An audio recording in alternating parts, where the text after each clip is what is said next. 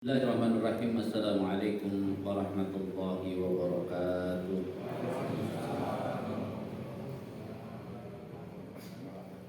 Alhamdulillah. Alhamdulillahilladzi khalaqana wa ja'alana minal muslimin walladzi an'amana bi kulli ni'am wa an'amana bi ni'matil imani wal islami wa huwa haqqun na'im. Asyhadu an la ilaha illallah wahdahu la syarika lah al-azizul hakim wa asyhadu anna muhammadan abduhu wa rasuluh shadiqul wa'dil amin. Allahumma fassalli wa sallim ala muhammadin wa ala alihi wa sahbihi ajma'in, amma ba'du. Qala ta'ala ya ayyuhalladzina amanu taqullaha haqqa tuqatih wa la tamutunna illa antum muslimun. Jamaah sekalian rahimakumullah, kita harus selalu bersyukur pada Allah agar kehidupan kita semakin terus taat kepada Allah Subhanahu wa taala. Salawat dan salam juga harus kita sifatkan untuk Nabi kita Nabi Muhammad sallallahu alaihi wasallam agar kita terus bersemangat untuk benar-benar menjadi pengikut Rasulullah sallallahu alaihi wasallam. Pada pertemuan yang lalu kita sudah membahas surat Al-Baqarah ayat 201, 202 yang berkenaan dengan doa sapu jagat. Rabbana atina fid dunya hasanah wa fil akhirati hasanah wa qina adzabannar. Sedikit kita mereview bahwa surat Al-Baqarah ayat 201 ini sudah sebelumnya di ayat 200 itu ada doa yang sama. Rabbana atina fid dunya saja, tidak ada hasanahnya. Kemudian bedanya di mana? Yang hasanah dan tidak hasanah.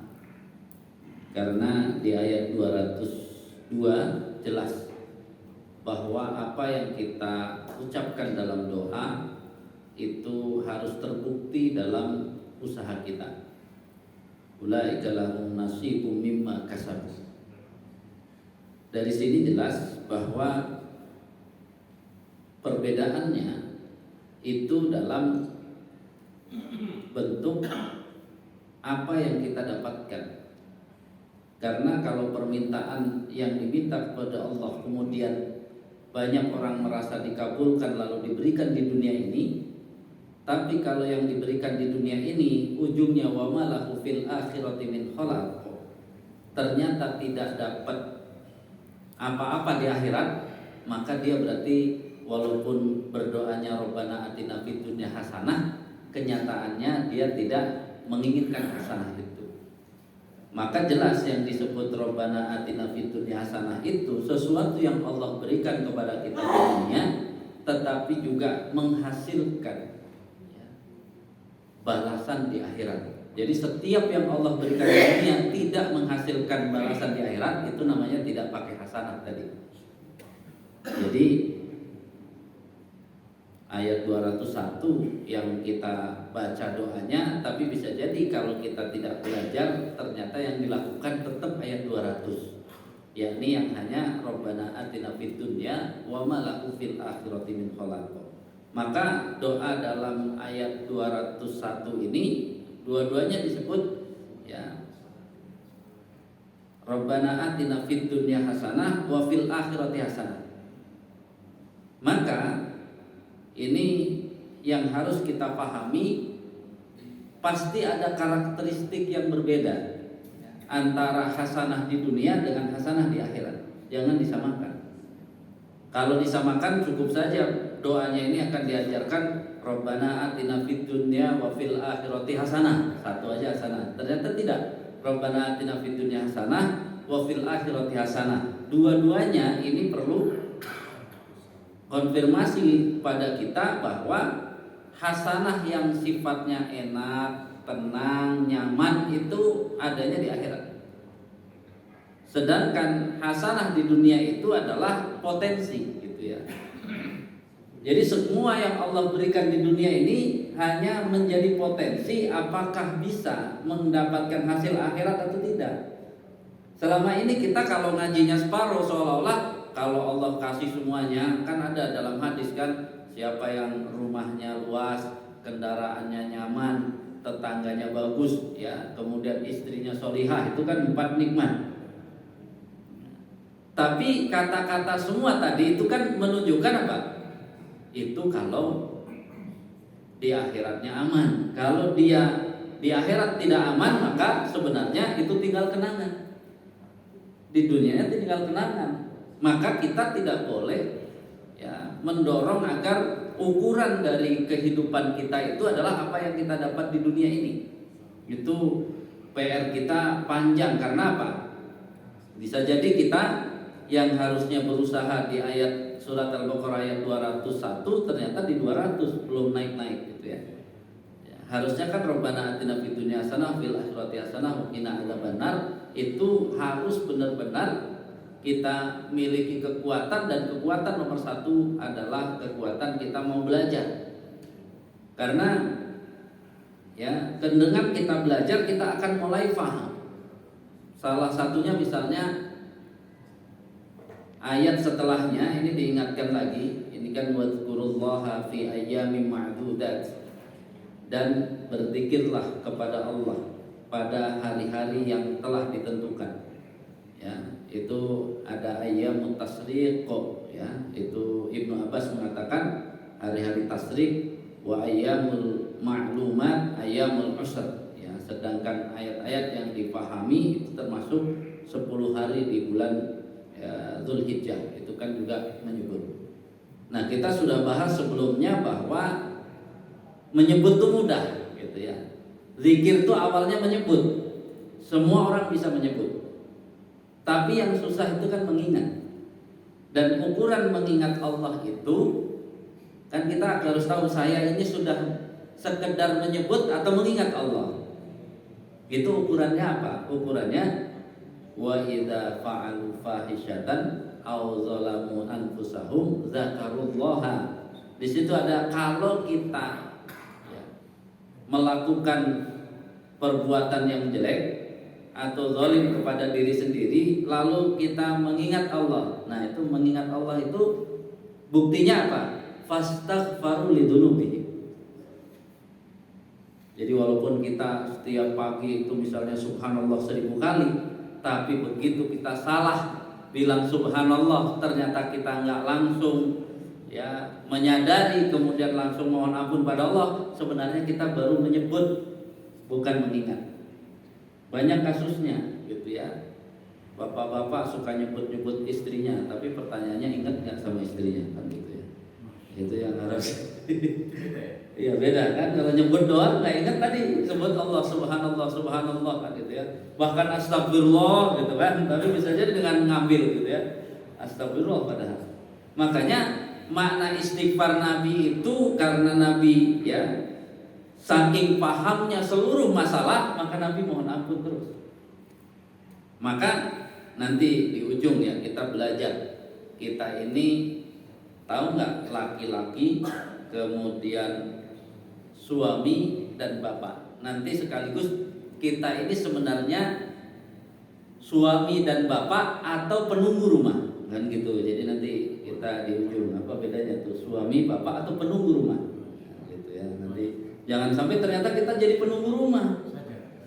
Ya, penunggu kan, kalau bahasa penunggu itu apa? Dulu kalau orang tua kita ada yang nunggu di satu tempat, diapain? Dikasih apa? Sajen kan, dikasih sajen, kopi itu ya. Jadi kalau di rumah itu cuman kita dikasih sajen, kopi, makanan, ya kita cuma penunggu rumah. Kalau nanti fungsi suami dan bapaknya tidak berfungsi, berarti kita cuma penunggu rumah yang menunggu sajen. Jadi kalau sajen nggak dikasih sajen marah-marah, kan persis kan kayak penunggu dulu katanya kan, cerita penunggu tuh kalau nggak dikasih sajen kan apa? Oh, marah-marah. Nah, berarti kita jangan-jangan belum tahu bedanya menjadi suami, bapak, dan penunggu rumah gitu ya.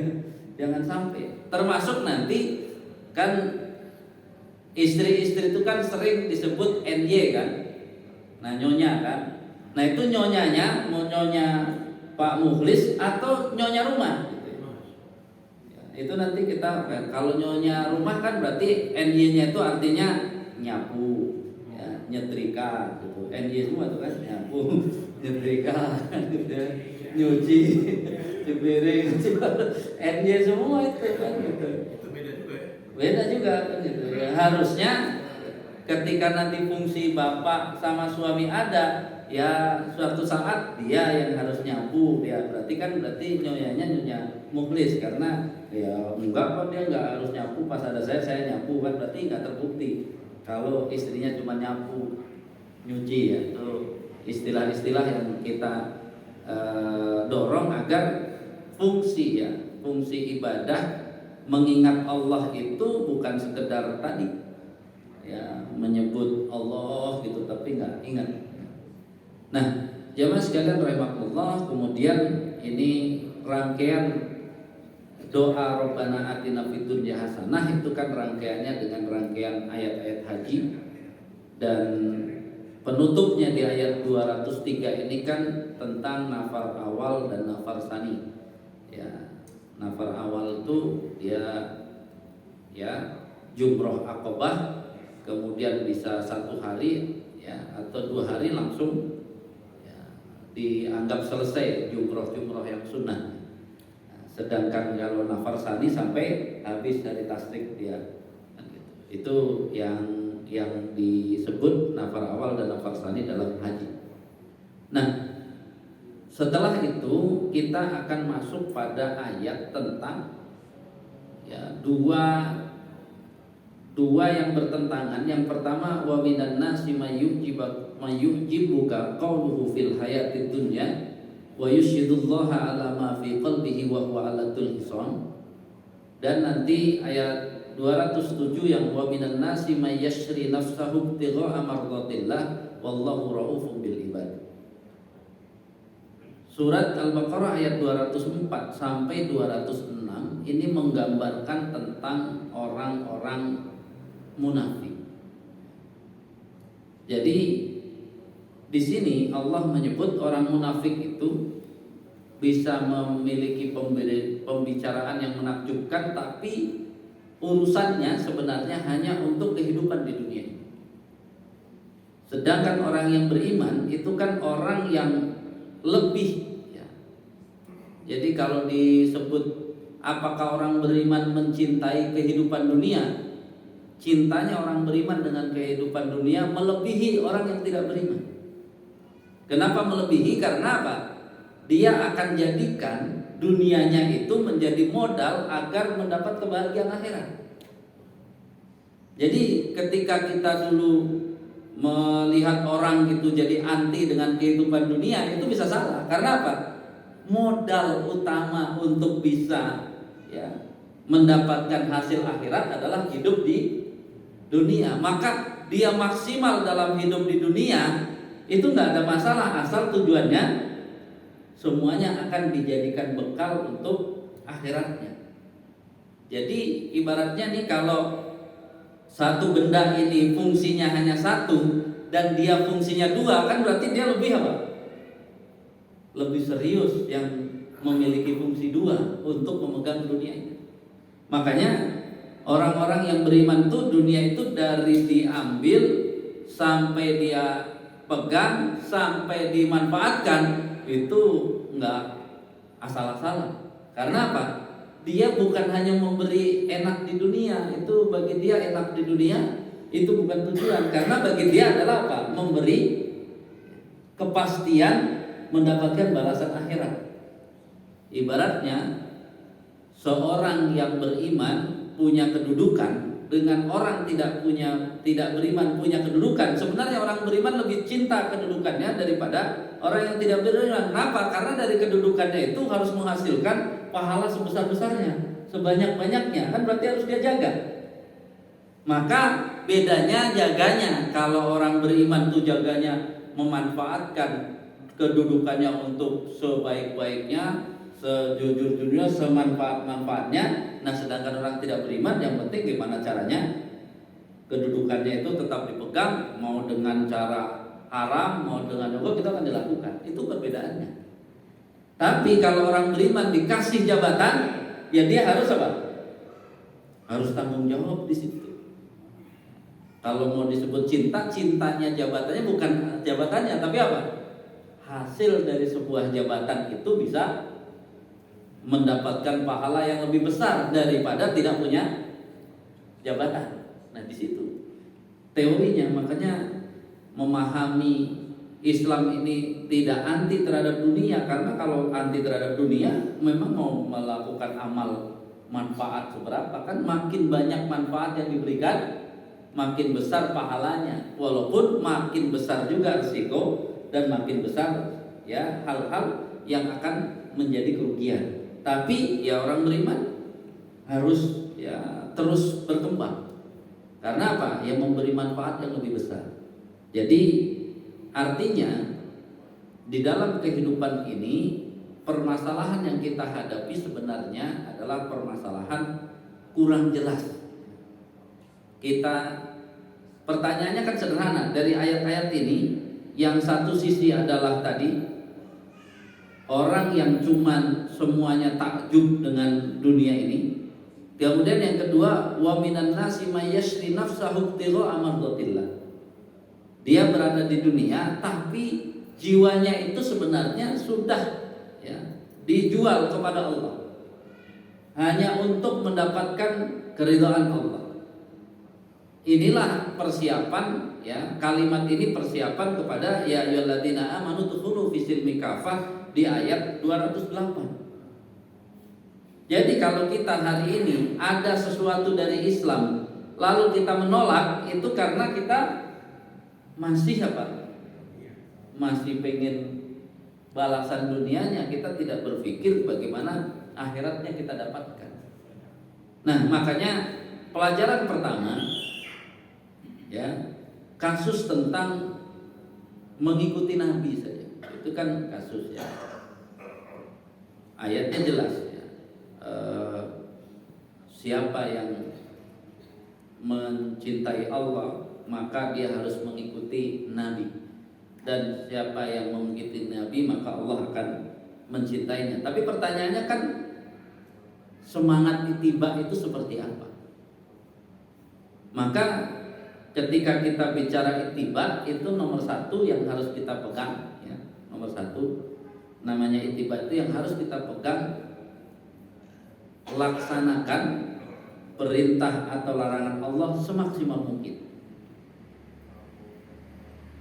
Kalau ditanya, inilah proses yang kita waktu itu kita sebutkan. Jadi kalau ditanya, karena sekarang pergeseran ilmu yang masalah. Jadi akhirnya sebenarnya yang terjadi kan gini, kalau ada masalah, lalu masalah itu menjadi besar, kira-kira jawabannya apa nih? Kok masalah menjadi besar? Maka sebenarnya bisa menggunakan pepatah di Indonesia ini.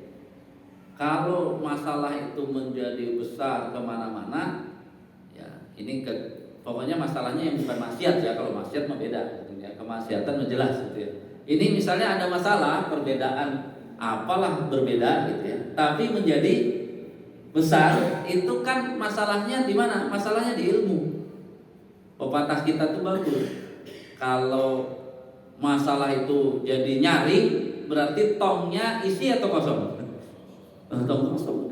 Jadi kalau ada masalah di masjid terus nyaring, itu sebenarnya yang bikin nyaring berarti tong kosong semua. Kalau masalah itu ditangani oleh yang tongnya isi, ya nggak akan nyaring. Karena apa? Patokannya kan ilmu. Ketika kita bicara ilmu, maka apakah dengan ilmu itu akan sama? Ya belum tentu. Bisa berbeda, tapi berbeda dengan ilmu itu harusnya udah selesai. Kita berbeda, tapi sama-sama menggunakan ilmu. Itulah selesai dalam Islam. Maka kan perintahnya apa? Wala taqfu ma laisa laka bihi ilmu. Yang tidak boleh itu kita melakukannya bukan dengan ilmu, baru nggak boleh. Kalau dengan ilmu tapi jadinya beda, itu nggak ada masalah. Itu clear sebenarnya. Jadi setiap seseorang melakukan sesuatu, menunjukkan sesuatu yang kita sebut apa? Ada patokan ilmunya. Kalau ada ya biarin. Jangan diributkan karena apa? Itu berdasarkan ilmu. Selesai kan gitu ya. Mau dia suka maulid Nabi, enggak suka maulid Nabi, itu masing-masing silakan. Tapi clear. Yang jelas jangan menuduh gitu ya. Yang repot tuh kan hari ini yang muncul adalah bukan ilmu, tapi apa? Tuduhan. Jadi kalau perkara yang memang dari Nabi, maka boleh menggunakan apakah Nabi melakukan. Kan perkara ada dari Nabi, berarti kan apa? Apakah Nabi melakukan, terus sahabat melakukan, ini ya pasti. Karena apa? Itu perkara dari Nabi. Kalau perkara bukan dari Nabi, masa ilmunya cuma Nabi tidak melakukan, silang-silang. Itu nggak ada metode ilmu dengan cara seperti itu. Masa kesimpulan hukum ya, itu dengan apa? Apakah Nabi melakukan atau tidak, itu bukan ilmu. Karena apa? Yang ditanya adalah apa? Ayatnya ada, hadisnya ada. Kalau tidak ada ayatnya dan tidak ada hadisnya, apakah ada yang mirip? Itulah yang disebut qiyas. Secara ilmu kan gitu, ada yang mirip atau tidak. Kemudian kalau nggak dapat juga, adakah ulama yang juga apa? Menyampaikan. Kan selesai sebenarnya. Artinya apa? Tidak semua perkara yang dihadapi oleh kita itu harus yang dilakukan oleh Nabi atau tidak. Tapi kalau perkaranya itu kaitannya dengan inti ajaran Islam, ya Nabi pasti melakukan. Itu silakan dijadikan pembanding untuk menyatakan benar atau salah. Itu silakan saja. Tapi perkara yang tidak ada di zaman Nabi, ya jangan cari jawabannya di Nabi, ya sudah pasti nggak ada. Orang perkaranya belum ada. Tapi semangatnya, misalnya kan tadi kalau maulid itu kan ulama yang membolehkan karena ada hadis berkenaan dengan ketika Nabi ditanya puasa Senin itu salah satunya ada urusan dengan ya itu puasa yaum maulid itu aku dilahirkan. Ya kan secara umum nanti kaidah ulama itu kan ada ibadah yang berhubungan dengan hari kelahiran Nabi. Ya itu kan mau terima atau nggak terima itu datanya sah gitu ya. Datanya sah. Yang penting jangan berasumsi gitu ya, asumsi. Oh, yang pertama kali melakukan ini adalah Syiah, itu salah itu kalau yang mengatakan yang pertama kali mengadakan Maulid Nabi itu Syiah, itu datanya tidak valid. Karena yang pertama kali melakukan adalah dalam data disebut itu Salahuddin Al-Ayyubi. Salahuddin Al-Ayyubi bukan Syiah. Tapi kekuasaannya berpindah dari Syiah ke Salahuddin Al-Ayyubi ya. Orang yang tidak belajar nanti akan menuduh Salahuddin Al-Ayyubi adalah Syiah. Bukti Salahuddin Al-Ayyubi tidak Syiah adalah Al-Azhar hari ini. Jadi sebelum dikuasai oleh ya Salahuddin Al-Ayyubi, Al-Azhar itu dijadikan apa? Waduh, tempat pengkaderan orang-orang Syiah. Tapi begitu Salahuddin Al-Ayyubi menjabat, kemudian ditutup dulu karena untuk dibersihkan harus apa? Al-Azhar diberhentikan, dipindahkan kemana, ke masing-masing madrasah. Setelah itu nanti clear bersih baru ya, dikembalikan. Dan hari ini Al-Azhar bukan Syiah. Ya, itu bukti sebenarnya secara sejarah bahwa itu kerjanya Salahuddin Al-Ayyubi. Jadi yang mau mulai maulid Salahuddin Al-Ayyubi dan bukan Syiah. Ya, artinya apa? Kita nggak perlu ya berbicara panjang. Yang penting tadi poinnya ada ilmunya, oke. Kalau nggak ada ilmunya ya nanti akan berlebihan. Jadi hukumnya kalau ditanya ittiba kan yang pertama yang kemarin sudah kita tegaskan ya, dimulai dari yang fardu, baru kemudian yang sunnah. Ya silahkan kalau nambah setelahnya. Jadi kalau ada, boleh nggak Ustadz zikir malam 5.000 kali? Maka cara ngitungnya, apakah zikir habis sholatnya sudah selalu dilaksanakan? Kalau belum, ya tar aja lah. Karena apa? Itu yang perkara sunnah kuat saja belum dikerjakan. Masa mau yang tambahannya? Boleh nggak sholawat ya 10.000 kali? Ya tanya, semua amalan-amalan yang kaitannya dengan zikir dikerjakan atau tidak? Jangan sampai apa? Kenapa ngebet banget mau zikir malam 5.000 kali? Kata orang yang ngasihnya, kalau saya sering zikir mungkin di bawah bantal nanti ada duitnya, kan berarti karena duit. Jadi bukan karena zikirnya kan ya. Jadi artinya apa? Kita cara mengikuti itu dari yang fardu dulu, baru kemudian yang sunnah. Ya kalau sudah semuanya masih ada waktu, silahkan tambahan-tambahan gitu ya. Maka kalau membaca kitab ulama melakukan sesuatu yang di luar yang sunnah, itu berarti apa? Ulama itu sudah mengerjakan yang fardunya, yang sunnahnya itu cuman tambahan, masih ada waktu, lakukan. Nah orang kita apa? Yang tambahan itu sampai apa? Nggak sanggup mengerjakan yang fardu dan yang sunnah, kan jadi berantakan. Ini kan persis kan ketika saya ditanya, Ustadz kenapa katanya orang zikir bisa sampai gila? Sebenarnya dia bukan zikir, dia salah saja. Salah itu maksudnya begini, dia lihat gurunya tapi nggak mau nanya. Jadi lihat gurunya selalu melakukan zikir itu. Kita nggak usah yang zikir lah, gampangnya gini. Kita setiap datang ke guru, guru lagi makan rujak. Pas datang gurunya makan rujak, maka akhirnya murid yang nggak mau nanya apa? Dia akhirnya biar hebat kayak gurunya tiap hari makan rujak. Padahal kalau nanya gurunya, tadi sarapan dulu, pas habis sarapan baru Pak makan rujak. Nanti tadi makan siang, pas habis makan siang makan rujak. Karena dia akan lihat rujak jadi apa? Sampai hancur itu ya. Tadi kayak zikir jadinya gila, itu gurunya itu sudah yang fardu sudah disempurnakan, yang sunnah disempurnakan, nambahlah yang tadi. Ya yang dilihat yang itu aja, akhirnya apa? Ya akhirnya tadi kenapa gila ya, persis seperti tadi. Ya kalau tiap hari akhirnya ngikutin gurunya makan rujak, nggak makan nasi, ya seminggu langsung masuk rumah sakit. Itu fisik. Jadi artinya masalahnya itu sebenarnya masalah kembali lagi ke ilmuwan. Nah, di sisi ini jelas ya, tugas kita itu sebenarnya menghubungkan antara aktivitas kita dengan Allah. Itu PR-nya. PR besar di sini. Karena apa? Kalau kita lihat baik Nabi ataupun ya Nabi Ibrahim ataupun Nabi Muhammad itu nomor satu tadi. Inti dari semua pekerjaan itu adalah berhubungan dengan Allah. Itu intinya. Maka belajar dari Nabi Ibrahim dapat proyek meninggikan Ka'bah. Ya, Nabi Ibrahim kan dapat proyek meninggikan Ka'bah. Itu ujiannya kan berat. Memang Nabi Ibrahim terbaik. Dari saat dia sudah mulai dewasa disuruh dakwah kepada bapaknya yang memproduksi apa? Patung. Itu sudah ngomong baik-baik, tetap aja diusir kan? Nah, diusir. Jadi dakwah itu nanti nggak harus lembut atau tidak lembut, itu perkara yang harus kita pikirkan nanti. Ya nggak ada hubungan sebenarnya. Karena apa? Nabi itu intinya berdakwah itu yang disampaikan itu memperbaiki orang atau tidak. Kayak seorang guru itu kalau ada murid dipukul baru mau berhenti, ya harus dipukul. Tapi ada murid yang apa?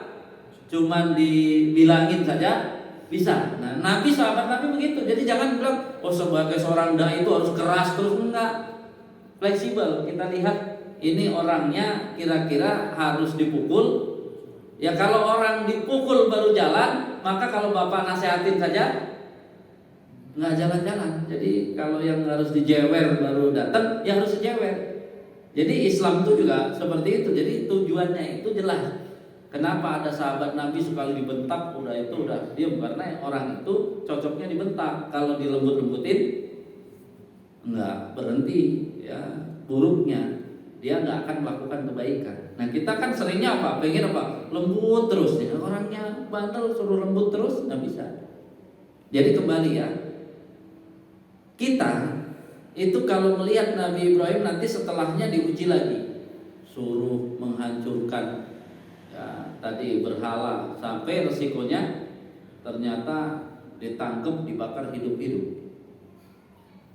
Kemudian kembali lagi, lama menunggu anak, lahir anaknya disuruh nyembelih. Makanya karena sudah terbukti dan teruji Setiap melakukan sesuatu yang terbaik maka dikasih proyek. Nah, ini kan proyek yang benar gitu kan, cari yang terbaik baru dikasih proyek, bukan yang terdekat, kan gitu. Kalau zaman sekarang kan proyek itu kadang-kadang yang terdekat, bukan yang apa, yang terbaik. Nah, tapi begitu selesai proyeknya itu bukan dipoto dengan ditunjukkan inilah hasil karya saya, tapi kita perlu belajar dari Nabi Ibrahim. Kenapa setelah melakukan amal itu Rabbana taqabbal minna innaka antas samiul alim. Fokusnya itu minta diterima amalnya oleh Allah. Jadi itu fokusnya. Sampai akhirnya kita kalau mau merenung, dari berangkat kerja sampai pulang kerja, pernahkah kita berangkat kerja niatnya kan katanya kerja ini ibadah, ya udah kerja itu niatnya ibadah. Pernahkah kita, ya Allah mudah-mudahan pekerjaan saya ini menjadi ibadah, nanti pulang kerja itu sambil doa juga, ya Allah terimalah proses bekerja saya setiap hari. Ya, hari ini Engkau terima. Luar biasa kan? Tidak hanya itu, Nabi Ibrahim mencontohkan bahkan sambil berdoa juga, ya Allah jadikanlah hamba ini orang yang tunduk patuh terhadap perintah. Kemudian tambah lagi, ternyata mendoakan juga keturunan-keturunannya. Tidak sampai di situ, Nabi Ibrahim mendoakan juga tetangganya, lingkungannya, semuanya. Bayangkan kalau katanya 1 juta orang muslimnya berapa tuh yang bekerja ke Jakarta berangkat gelap gitu ya, sambil berangkat dia pengen terima ibadahnya, pulangnya minta agar pekerjaannya diterima sambil mendoakan dirinya tunduk patuh pada Allah, anak keturunannya tunduk patuh pada Allah, tetangganya tunduk patuh pada Allah. Kayak apa itu perubahan Bogor kan? Itu baru dari sisi ada atau tidak ada Nabi, ada atau tidak ada Allah dalam urusan kehidupannya. Jadi belum lagi kebanyakan orang merasa karena sudah bekerja untuk keluarga maka sudah cukup, punya modal cukup untuk masuk surga. Itu kan masalah lagi Pak. Ini masalah masjid ini banyak, karena banyak orang merasa karena udah kerja ini mati-matian untuk keluarganya sudah merasa cukup untuk masuk surga. Padahal belum. Masuk surga itu harus ada ilmu yang dipelajari, harus belajar. Kalau nggak belajar, nggak mungkin bisa. Ini kan kita seolah-olah udah merasa cukup. Ya akhirnya apa? Fardu sholat dikerjakan, tapi fardu menuntut ilmu tidak dikerjakan. Itu kan bahaya. Dia merasa sudah cukup kan gitu ya amalnya. Padahal Nabi yang sudah sampai perang pun masih juga belajar. Nabi itu masih belajar kan, ya murojaah di Ramadan itu kan menunjukkan belajar. Bayangkan Nabi sudah amalnya sampai bukan hanya kerja untuk menafkah saja, perang pun masih belajar. Nah, zaman kita ini orang yang merasa perjuangannya hanya mencari nafkah, belajar nggak mau. Ini kan PR besar ya bagi kita. Sehingga tadi proses itu bahkan kalau nanya kepada keluarga kita, istri misalnya, pas nanak nasi itu pernah nggak? Ya Allah mudah-mudahan ini nanak nasi ya menjadi amal ibadah. Setelah selesai mati nasinya mateng, ya Allah terimalah ya amalan menanak nasi ini. Jadikanlah hamba tunduk patuh kepada Engkau. Jadikanlah keturunan hamba tunduk patuh kepada Engkau. Jadikanlah tetangga-tetangga hamba tunduk patuh kepada Engkau. Wah, itu luar biasa. Ini terlewat ya amalan itu. Dan hebatnya rahmat Allah tuh kalau kita mulai besok berubah begitu, yang lalu-lalu juga akan dianggap seperti itu. Azan terlebih dahulu.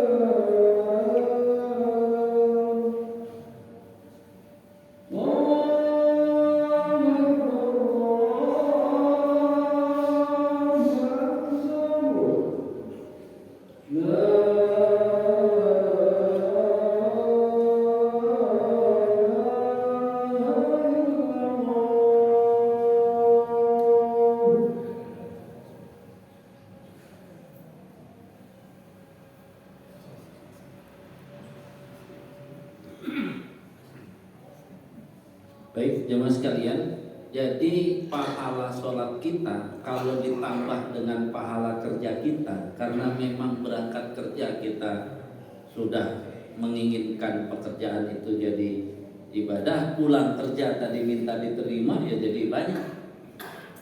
Sehingga apa? Dia juga semangat untuk belajar. Maka tadi urusan bekerja itu adalah bukti bahwa kita laki-laki. Bekerja itu bukti bahwa kita laki-laki. Ar-rijalu qawwamuna 'alan nisa. Ya. Itu kan ujungnya apa? Bima faddalallahu ba'duhum 'ala ba'din wa bima anfaqu. Nah, itu. Jadi kalau bapak keluar rumah bekerja itu baru membuktikan sebagai laki-laki, belum membuktikan sebagai suami ataupun sebagai bapak. Dia baru sebagai laki-laki. Qawam itu artinya nanti dia tegar gitu ya, menjadi sandaran, kuat untuk menjadi sandaran. Baru kemudian kapan bapak menjadi suami dan laki-laki itu saat masuk rumah. Itu mau dimulai peran menjadi suami dan bapak tadi. Kalau sudah punya anak ada peran sebagai bapak, kalau belum punya anak sebagai suami. Maka kalau di rumah ada yang tidak beres, itu ikut mengerjakan, itu baru benar sebagai suami. Karena apa? Nggak ada, bapak udah capek kerja itu, ya anaknya mau nanya aja enggak, bapak udah capek, berarti bapak bukan bapak, berarti ibu, gitu. Atau bukan suami, berarti istri. Jadi yang boleh punya keluhan itu ternyata seorang istri. Kalau bapak ngeluhnya bukan kepada istri, gitu ya, ngeluhnya kepada Allah, kepada ilmu tadi, ya bima faddalallah. Allah sudah memberikan, kalau kita maksimalkan, Allah sudah memberikan keutamaan kepada kita yang melebihi itu semuanya. Maka bisa dibayangkan kalau seorang belajar menjadi laki-laki, menjadi suami, menjadi bapak, ya aman tadi. Karena apa? Pulang kerja, dari sejak pulang kerja dia udah diminta pekerjaannya dijadikan ibadah. Kemudian dia menginginkan tadi kan, diri tunduk, keluarga tunduk, sampai rumah, oh bapak ini ada PR, ayo ini semua dia akan bisa apa? Begitulah Nabi dan para sahabat. Jadi walaupun habis perang itu pulang ke rumah itu tetap sebagai bapak, sebagai suami gitu. Enggak, di rumah nggak perlu jadi laki-laki dalam tanda kutip tadi, nggak perlu. Karena dengan menjadi bapak dan juga menjadi suami, dia tetap seorang laki-laki yang luar biasa. Jadi buktikan gitu ya. Kalau pas di luar itu sedang membuktikan sebagai seorang laki-laki, begitu masuk rumah ikut repot dengan rumah, itulah sedang menjadi bapak dan suami. Jadi ya walaupun kemana dia dihormati, di rumah dia mengabdi. Itu PR kita. Jadi sebenarnya teorinya seperti itu. Cuma selama ini yang terjadi ternyata kita lebih mengikuti adat istiadat, kebiasaan gitu ya. Akhirnya kita menjadi penunggu rumah tadi. Begitu sampai rumah nunggu sajen doang kan gitu ya. Sajen kopi ya. Sajen kue. Oh berarti bekegik gitu ya. Yang nunggu rumah. Kerjaannya marah-marah doang kalau nggak beres. Kan persis jadi kayak penunggu rumah gitu ya. Sehingga wajar kalau hari ini yang penggerak ya tadi krisis bapak ya, krisis suami itu karena di situ. Jadi dia cuma menjadi anak buah siapa itu yang kerja. Jadi ya kerja doang, dia pekerja. Dia statusnya karyawan, sampai masuk rumah masih karyawan yang kecapean bekerja. Jadi nggak ngurusin rumah. Padahal dia kan pas begitu assalamualaikum sudah berubah statusnya. Bukan karyawan lagi, bukan bos lagi. Pas masuk bos asli rumah itu. Jadi bapak dan suami yang harus apa? Menyelesaikan yang belum beres. Bukan marah-marah yang belum beres, menyelesaikan. Ya, makanya tadi nyonya NJ tadi ke istri benar-benar nyonya bapak itu, bukan apa? Bukan nyapu, nyetrika, ya nyuci piring, nyuci baju, bukan gitu ya. Jadi benar-benar nyonya bapak. Karena apa? Begitu ada bapak beres semuanya kan gitu ya. Ini PR kita. Ternyata ilmu kita yang nggak nambah. Ya mudah-mudahan walaupun sudah pensiun nggak kerja lagi, itulah istighfarnya. Jadi makin ngerti ilmunya, makin ngerti yang mana yang harus kita istighfar. Masa puluhan tahun kerja nggak pernah apa? Doa tadi, berangkatnya nggak pernah niat bekerja, pulangnya nggak pernah berdoa mudah-mudahan diterima, nggak pernah doain dirinya dan keluarganya untuk tunduk patuh pada Allah, boro-boro mendoain tetangganya, sampai rumah tetap jadi karyawan, nggak pernah jadi bapak gitu kan. Udah capek, mau tidur, udah urus semuanya, kan kacau. Jadi ini mudah-mudahan kita belum benar-benar wa minan nasi may yashri nafsahu ibtigha amardatillah. Kalau mau dapat ridho Allah kayak gitu pekerjaan aslinya sebagai seorang bapak, seorang suami, seorang laki-laki. Kalau mau mengejar ridho Allah, kita ini kan kadang-kadang ridho cuma sholat, cuma kerja, nggak cukup, cuma sholat kerja. Mencontoh Nabi itu ya kayak gitu, contohnya sebagai laki-lakinya. Jangan ribut masalah bid'ah, saling tuduh, udah nggak waktunya. Kita mulai sekarang kalau mencontoh Nabi apa yang bisa kita laksanakan? Ya tadi proses. Ya, dengan pekerjaan kita apapun hari ini, perangkat tadi niat, pulang banyak doa di situ. Ya, insya Allah tuh nggak pura-pura tidur tuh di kereta. Ada orang hamil juga pura-pura tidur gitu ya masih. Akan dipersilahkan karena pahala banyak gitu ya. Kadang-kadang coba lihat kanan kiri cuman sibuk main game gitu ya. Padahal kan kalau nggak pernah meminta diterima oleh Allah, kira-kira kalau ditawarin yang haram mau nggak? Pasti mau, karena nggak pernah sadar ya, dalam pekerjaan. Wallahu a'lam bishawab. Ada sesuatu katanya. Ini belajar ya sebelum ya ayyuhalladzina amanu dkhulu fi silmi kafah tadi. Mari kita latihan ridha Allah itu dari yang hari ini kita pegang sudah terlaksana atau belum, sehingga yang lain-lain nanti berarti oke.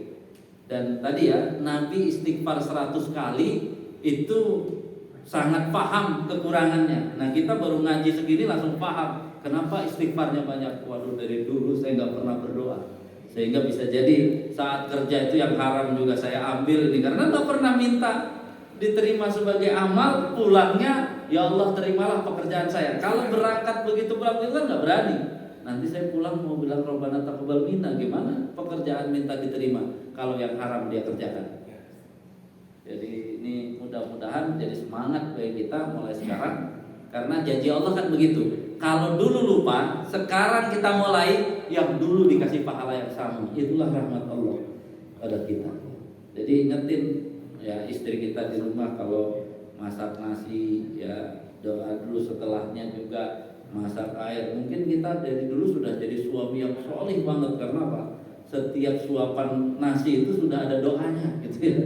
Ya masaknya juga sudah ada doanya. Mudah-mudahan kita paham kenapa salah satu ayat minan nas mayasri itu yasrinya begitulah. Cara berhubungan kita dengan Allah tidak hanya dari sholat ya, dari amalan sehari-hari kita sudah terhubung dengan Allah, itulah relasi. Nah kalau kita banyak dosa tapi punya relasi sama Allah, kan kayak sekarang saja kita punya urusan pusing banget, di dalam ada relasi kan langsung masuk. Itulah rahmat dan ampunan Allah. Kalau relasi kita kuat, nanti kan ada hadisnya itu, kaget orang, kok saya disuruh lanjut saja kamu dapat rahmat Allah, saya banyak dosa ini. Enggak, kata malaikat ya, terus saja. Sama kita, kalau yang kita bangun itu kenapa yang memasukkan surga kita bukan amal kita, sebenarnya relasinya bukan amalnya. Karena tadi ya sudah merasa berjasa, tapi ternyata dari awal bekerja sampai pensiun nggak pernah minta sama Allah. Nah sekarang kita istighfarnya, kemudian pekerjaan yang sekarang dimulai. Mau pergi kemana, bismillah pergi ya, nanti pulangnya ya Allah terimalah amalan saya hari ini, saya kerja untuk keluarga gitu ya. Kemudian jangan lupa doa, jadikanlah hamba ini tunduk patuh kepada Engkau, anak turunan hamba tunduk patuh kepada Engkau, tetangga kami juga tunduk patuh kepada Engkau. Karena enak kalau punya tetangga tunduk patuh, kita juga tunduk patuh. Begitulah sosok Nabi Ibrahim yang akhirnya cicitnya juga ya, dari ayat am kuntum syuhada id hadara Yaqub kan. Yakub wafat, Yakub itu cucu Nabi Ibrahim. Cicitnya ditanya, ya, mengartikan mata wudu nabi ba'di, jangan cuma ibadah. Kalau kita udah ngaji gini, siapa relasi kamu nanti setelah sepeninggal aku? Dia jawab relasinya adalah Allah. Ya, relasinya Allah. Jadi dunia sampai akhirat relasinya Allah selesai. Jadi itulah doa Nabi Ibrahim tadi yang habis membangun Ka'bah doa begitu sampai cicitnya ditunjukkan memang orang-orang yang tunduk patuh pada Allah. Jadi kita harus berdoa terus ya tentang diri kita, anak keturunan kita, tetangga kita, karena dia yang akan juga mewarnai ya anak cucu kita, tetangga-tetangga mereka kita doakan.